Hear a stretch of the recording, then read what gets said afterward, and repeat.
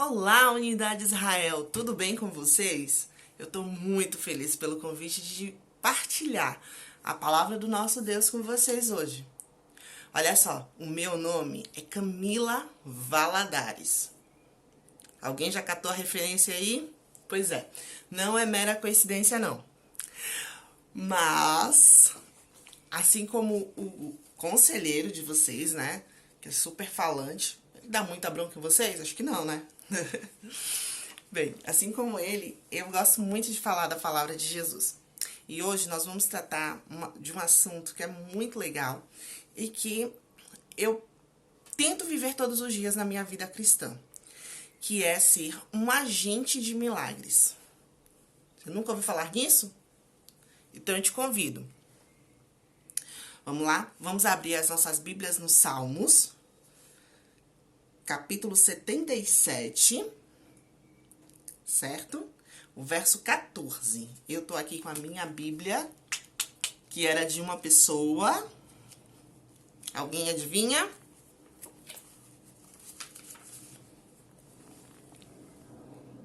Eu trouxe aqui para Londres e não avisei para ele, tá?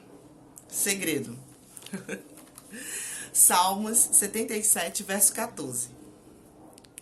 Vamos orar para abrir a Bíblia e falar da palavra do Senhor. Santo, santo, santo é teu nome, Senhor Jesus, e nós te agradecemos, nós te exaltamos, nós te bendizemos, meu Deus. Muito obrigada, Senhor, porque o Senhor até hoje realiza milagres no meio do teu povo. E o Senhor vai continuar fazendo até a breve volta do Senhor Jesus. É isso que eu te agradeço, em nome de Jesus. Amém. Salmo 77, verso 14. É um salmo da família de Asaf. Tu és o Deus que realiza milagres. Mostra o teu poder entre os povos. Tu és o Deus que realiza milagres e mostra o teu poder entre os povos. O nosso Deus, ele é um Deus de milagres. Olha só, ele conseguiu fazer o maior zoológico, ele deu todas as direções, né, para Noé fazer o maior zoológico flutuante. Ele abriu o Mar Vermelho, ele parou um dia para que o Josué ganhasse a batalha.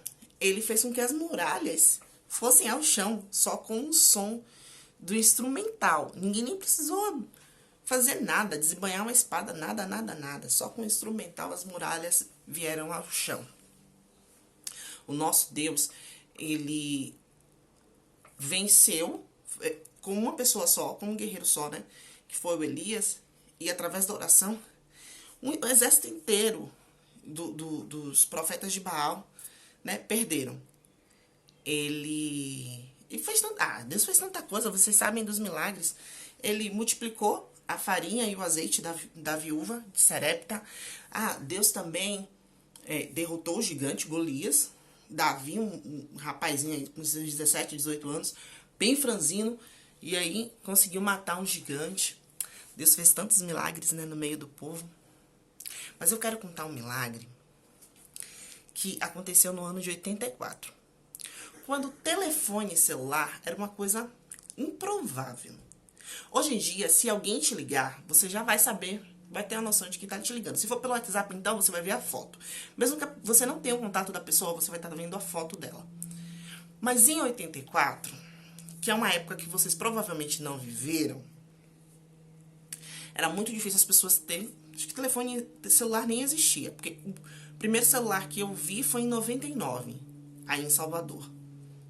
Mas vamos lá. Em 84, os telefones fixos também não eram tão populares assim. Certo? Hoje em dia é muito difícil uma casa ter um telefone fixo. Mas em 84, quem tinha um telefone fixo em casa tinha muito dinheiro. E a gente vai falar de um milagre que aconteceu pelo telefone. É chamado milagre do telefone. Essa história eu vi numa meditação há muitos anos atrás, meditação de adolescentes. E conta o seguinte, que aconteceu na cidade de Michigan. E uma mulher chamada Karen, ela estava desesperada, porque ela havia acabado de se divorciar do marido, ela tinha 3 filhos, ela estava sem emprego, muito longe de casa, assim como eu estou hoje em dia. Eu moro em Londres. E tudo ao redor dela era complicado. Eu vou colocar esse termo para vocês. Ela realmente estava desesperada. Não tinha nada, nem nenhum conhecido por perto. E os filhos dela já estavam sem comer há 2 dias. Imagina se seus pais perdessem o emprego, se vocês tivessem se mudado, seus pais perderam o emprego, não conhecessem ninguém e não houvesse ninguém que pudesse acudir vocês. Há 2 dias. Ela conhecia a Jesus de ouvir falar, mas nunca tinha tido nenhum tipo de relacionamento com Deus mais profundo. Vocês entendem o que eu quero dizer? Um relacionamento profundo, de todo dia acordar, pegar sua Bíblia, ler, orar, se inteirar, e a igreja aos finais de semana. Ela não tinha esse tipo de relacionamento. Ela tinha ouvido falar de Jesus, mas não era muito profundo, não. Então, no meio do desespero, ela pensou em tirar a sua vida e a dos seus filhos. Isso é muito grave. Quando eu li essa história, eu lembrei do Elias. Porque depois do desafio com os profetas de Baal, Elias havia vencido. Deus havia mandado fogo do céu. E toda a nação havia visto que só Deus era o Senhor.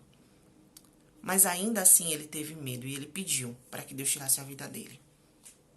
A Karen da nossa história, ela também chegou nesse momento em que tudo parecia perdido. E que parecia que não havia mais solução para o caso dela. Mas antes de fazer qualquer bobagem, ela parou, pensou e lembrou que havia um Deus nos céus e que pode todas as coisas. Ah, meninos, eu fico muito feliz com essa história, sabe por quê? Porque mesmo só de ouvir falar, as pessoas se lembram de Jesus. Jesus é o melhor amigo que você pode ter em qualquer momento. Pois bem, vamos continuar a história da Karen. A Karen, ela ouviu o Espírito Santo, né? E aí fez assim, ó, ela ouviu uma voz dizendo para ela o seguinte: por que é que você não ora e entrega os seus problemas para Deus? Ela pensou um pouquinho e falou o seguinte: Senhor, se o Senhor realmente existe, se o Senhor está aí nos céus, está olhando por mim, por favor, nesse momento, me dá um sinal. E do nada, o telefone dela tocou. Olha só, quem tinha telefone naquela época tinha muito dinheiro. E ela tinha um telefone em casa. E tinha um telefone com identificador de chamadas. Isso é uma coisa que vocês provavelmente nunca ouviram falar. Mas os pais de vocês, se tiver algum pai aí, vai saber do que é que eu tô falando. Ela tinha um telefone com identificador de chamadas. Foi os proprietários anteriores que deixaram a linha e o telefone para ela. E no identificador de chamadas apareceu o seguinte nome, olha só: Deus Todo-Poderoso. Vamos lá. Um pastor de uma igreja evangélica chamada a Igreja do Deus Todo-Poderoso, lá nos Estados Unidos, eu tô toda arrepiada, eu fico toda arrepiada só de lembrar dessa história. Ele já estava algumas horas, foi um sábado à noite que isso aconteceu. Ele já estava algumas horas preso no quarto pastoral. E ele lembrou que a esposa estava esperando em casa para jantar com as crianças, enfim. E ele tentou ligar a primeira vez e não conseguiu. Tentou ligar a segunda vez e não conseguiu. A Karen, quando recebeu a primeira ligação, ela só olhou o nome e ficou super apavorada. Deixou a ligação cair e pensou: Deus, se o Senhor realmente existe, me dá outro sinal. Foi quando o pastor ligou pela segunda vez. E adivinha na casa de quem que caiu essa ligação? Exatamente, caiu na casa da Karen. E Karen olhou e falou assim: eu não acredito no que eu tô vendo. Deixou a ligação cair e orou novamente. Ela falou assim: Senhor, se o Senhor realmente está me vendo e pode mudar a minha vida, por favor, me dá um terceiro sinal. Nessa hora, o pastor estava muito chateado, porque ele não entendia porque a esposa não estava atendendo o telefone. E ele ligou pela terceira vez. E quando a outra pessoa que estava do outro lado da linha falou, hello? E ele, oh, how are you? Onde você está? E ela, oh, eu estou em casa. E ele, e por que você não me retornou as ligações anteriores? E ela disse, eu só queria confirmar que o senhor realmente queria falar comigo. E quando ele falou assim, senhor? A minha esposa não me chama de senhor, ele pensou, né? Ele assim, com quem eu tô falando? Ela, você fala com a Karen e o senhor me ligou pela terceira vez. Eu sei, Deus, que o senhor está do outro lado. E começou a fazer uma oração e o pastor ouvindo e ele ficou parado. Enfim, ele falou que era pastor da igreja, mas que ele iria entrar em contato com ela. E, enfim, a parte lá da ADRA, né, da igreja deles, conseguiu prover algumas coisas e, enfim, os problemas da Karen, ela foi encaminhada para o emprego e os problemas da Karen foram solucionados, mas não é muito curioso um marido errar o número da esposa? Pois bem, o número da Karen era com final 6 e o pastor e o número da mulher deles era o final 9. E ele estava ligando de cabeça para baixo. Então ele não percebeu que ele estava digitando 9 ao invés de 6. Dessas jesuicidências da vida. O que eu quero dizer para vocês é o seguinte. O pastor, nesse momento, foi agente de milagre. Ele com certeza tinha a vida dele em contrição com o Senhor. E ele se colocava nas mãos do Senhor todos os dias. Ele mal sabia que isso iria acontecer. Ele não poderia ter noção. Mas aconteceu. E mudou a vida de uma pessoa. De uma pessoa não, da família inteira. Por causa dos 2 filhos dela. Eu quero perguntar para você agora, desbravador. O que você tem feito para Jesus? Você tem se colocado nas mãos do Senhor? Para o pastor da história, isso não é mentira. Essa história não foi mentira, tá? Isso foi fato real. O pastor da nossa história não sabia. Ele era pastor de igreja, ele com certeza orava, jejuava, né?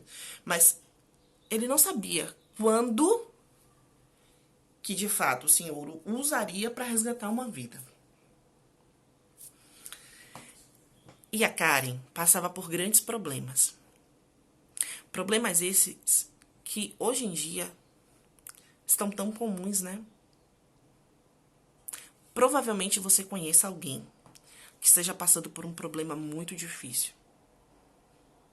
É só fechar seus olhos agora e eu tenho certeza que o Espírito Santo vai trazer à sua memória alguém. Você lembrou de um nome? Então nós vamos fazer um exercício. Quando acabar o culto hoje, você vai mandar uma mensagem para essa pessoa que você pensou, a primeira, e vai falar, olha, eu estou orando por você. É bom, né? Há umas 4 semanas atrás, um rapaz chegou aqui na igreja, né? Ele tava todo tatuado, cheio de piercing. E eu estava na recepção, e recepcionei, enfim. Tratei como tem que ser tratado. Como todos merecem respeito. Todos merecem amor.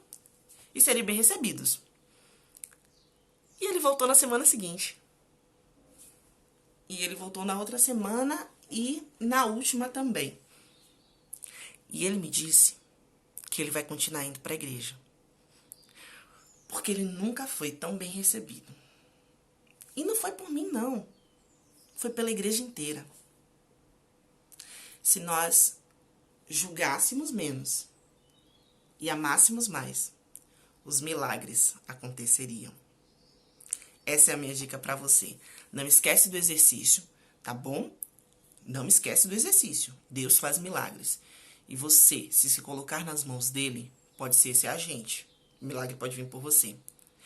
Talvez alguém, aí a pessoa que o Espírito Santo trouxe à sua memória, esteja precisando de oração. Eu te convido a fazer isso. Manda mensagem, fala assim, ó, estou orando por você. Vamos orar juntos? É meu convite, tá bom? Um beijão e fui!